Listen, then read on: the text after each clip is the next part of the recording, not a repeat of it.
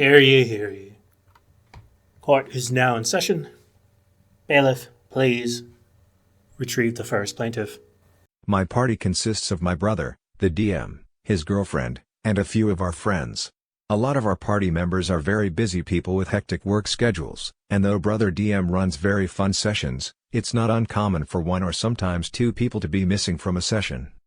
Unfortunately, brother's go-to explanation is that is having a panic attack in the other room. This has been known to happen for sessions that started halfway through a fight, that character disappears to hyperventilate. Some of us feel this is a disservice to our characters. Another explanation was that our barbarian had food poisoning from eating little shit off of the floor and had to stay back in the village while we adventured. To make matters worse, brother DM's girlfriend, a half-elf, half-tabaxi ranger with all of the racial benefits of both races, has also missed sessions, but when this occurred, brother DM's explanation was that her character had to help lead a goblin we rescued back to safety, not a panic attack. Is the party being punished for their flaky attendance? Is it right that the only PC that doesn't get messy, flaky, or gross explanations is DM's girlfriend? First and foremost, I think you all deserve some form of punishment already because of your absences. I'm someone who takes D&D almost way too seriously, where if you can't make it regularly, you probably just shouldn't be in the game.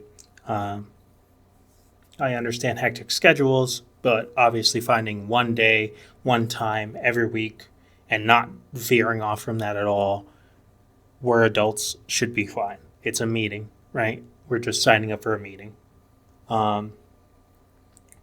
So I think you all deserve to be punished. However, that said, your brother is kind of a favoritist jerk because obviously the girlfriend getting benefits of multiple races on top of being the only cool quote-unquote character when they aren't present shows that there's favoritism. And I can't imagine it stops there. I'm sure favoritism in items and stuff like that has come up too. So I rightfully believe you folks deserve punishment for your flaky attendance, but realistically that punishment should honestly be just no D&D, not bad D&D. With that said, the DM is very guilty in this case, no question about it. I sentence your brother DM to play in a game where they are the least favorite of the DM. In fact, probably the nemesis of the DM, where they're constantly punished over and over and over. And since it's favoritism with the girlfriend going on, obviously they have to break up. Bailiff, please bring me the second case. This was a while ago now, my second ever campaign to be exact. I, dwarf champion fighter, and my party, human storm barbarian, half-orc life cleric, and elf open-hand monk, were amidst our final battle in the module Out of the Abyss. We faced the Demogorgon in the ruins of a city we witnessed it destroy in one of the first sessions. Now a year of D&D came down to this. We had a bag of holding and a bag of devouring that a strange man in a teleporting tent provided us. This man had warned us not to break them or they'd teleport everything within a certain radius to the astral plane. Now, we were losing this fight bad. I, the dwarf, was being driven mad to the point of attacking my own team. Cleric was down and thrown to the waters outside of the city. Monk was barely clinging on to life, and all the NPCs were dead. So Barbarian came up with a plan and sent Monk up to pin both of the bags to either head. Barbarian then shoots the bags, sending the Demogorgon's heads to the astral plane. It does continue to fight unimpeded however, which we found bizarre. We asked the DM about it, but he said that the Demon Prince was still able to gather enough from his surroundings to keep fighting, despite his lack of heads. We won the fight with the dwarf getting the final blow, but should the battle have ended with the bags imploding? Or was the DM right to keep the Demogorgon swinging without a heads? So, taking a quick look at the Demogorgon sheet, just to see if anything stood out to me. Strangely enough, it does not have anything that would help it if its head was removed. It does have advantage on, like, not being blinded or stunned or knocked unconscious, but that's a little different from having your heads entirely taken off. It's not a Hydra where suddenly it grows more heads. So, in my opinion, your DM, in my 100% correct legal opinion, that is, the DM, for some reason, saw this solution as unfair to them, which is crazy to me because you folks were hanging on by an edge. The combat was appropriately difficult. You folks were just scraping by. Everything seemed to be going right narratively, right?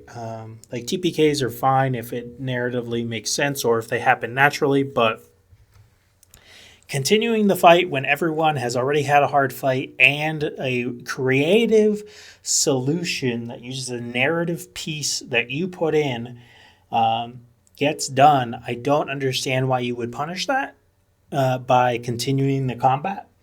I think it would be pretty awesome if in that moment, the body crumbles, the heads are gone. Maybe making the bags obsolete. Obviously, there should have been some checks to make the, heads go in the bag, some contested grapples or something like that. But if everything was rolled appropriately, everything was buttoned up to rules-wise, I think it's just unfair for your DM to not end the encounter there. Because, like I said, they got what they wanted with a threatening fight. You folks got what you wanted, and it all got tied with a nice narrative bow. So, with that said, I once again, seems to be common in this court, will be ruling against the DM, and the DM is going to have to, see if they're able to fight without a head. So they're going to have to put their own head inside of a bag of devouring or a bag of holding, and then see if they're able to fight. And if they're not, they're going to, have to acknowledge their mistake. Bailiff, please fetch the last plaintiff of the day. May it please the court. While DMing my long-running campaign, The Adventures Across the Moonsea, my party was caught in a blizzard and was attacked by a drow raiding party. The party consisted at the time of 5 PCs, a feeble cleric of Chauntea, a human barbarian of the Great Ice Sea, a tiefling noble of Sembia, a dwarf monk/cleric of Gond and a halfling rogue. Before this encounter in the snow, the party traveled to a demi-realm. There they traveled through a living tower where each floor was a different realm of existence. While in one realm, ruled by ducks, they received a ring, that when worn, would promptly cut off the finger of its wearer. You can activate the ring and it becomes an inverted circular saw. A nasty trick, I do admit. Back to the snow, when the drow attacked and were defeated. They left one alive, to question. The feeble cast hold person on the drow, while the human tied them up. They then wanted to question them and figure out why they wanted to attack them and interrupt their long rest. They were traveling across a large expanse of land and this was just a random encounter, so I the DM did not have a good reason for the interruption. So, I decide that the drow would not provide a reasoning but continue to threaten them and attempt to escape, maybe forcing them to carry the drow along with them or leaving the drow there, giving me the opportunity to bring in a recurring villain, who knows.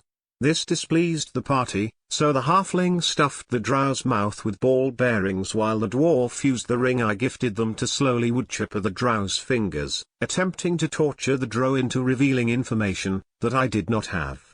It got dark at that moment. I was uncomfortable. The tiefling and Fearbulk stayed out of it while the human eventually ended the drow's life, not excited about what was happening either.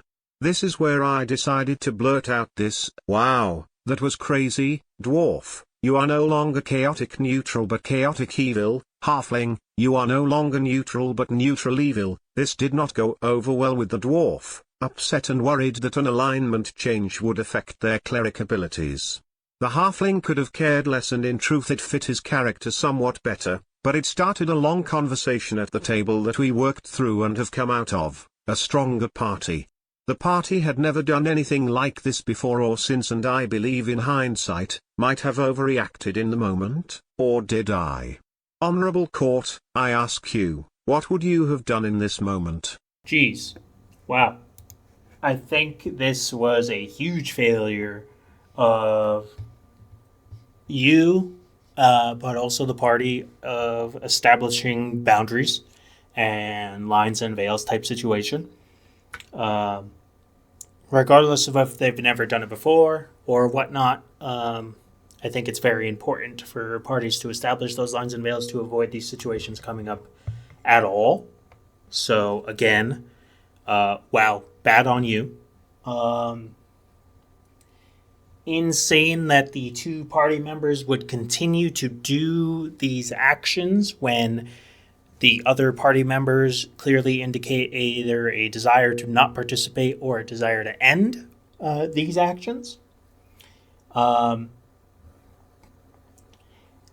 Also, you as a DM, I think, could have killed the drow, where once they were tied up and whatnot, losing one finger maybe was enough just to kill them. That might have gotten a bad reaction from the cleric and the rogue, but I think that's fine considering what happened. I don't think changing their alignment is an overreaction. In fact, makes sense to me. I don't personally use alignments. I don't think alignment matters in Dungeons and Dragons. But if your table uses alignment, I think this is a perfectly valid time to change that alignment. What would I have done in that moment? I think I would have honestly ended the scene immediately. Just told everyone, hey, stop. Once I noticed, players were uncomfortable. Stop what we're doing. Let's take like a little break. Think about what questions you could ask this drow as, I have a private conversation with the rogue and the cleric, just real quick. Or like I said, just kill the drow. But at my tables, this stuff wouldn't get this far because, again, lines and veils would be established way beforehand to where,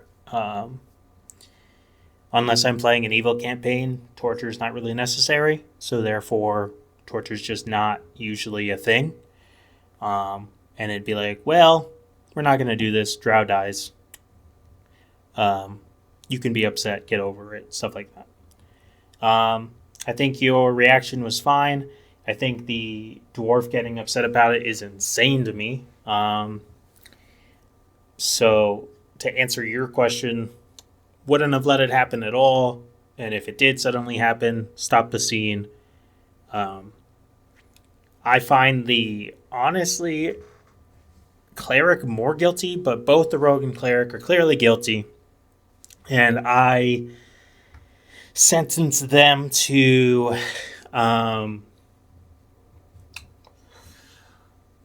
the cleric, since it seemed like they were making it a big deal to lose all of their clerical abilities, make them a druid or a sorcerer, maybe a divine sorcerer of some kind or something like that, losing ties to their god. And the rogue, I think I would punish them by I don't know, the character seeming indifferent and not caring feels bad on its own. I sentence them to having their character die. Just straight up make a new character. If I lose my temper, you lose your head. Understand? Wake up, old man. Holy shit. That bitch is dead. A wizard is never late, nor is he early.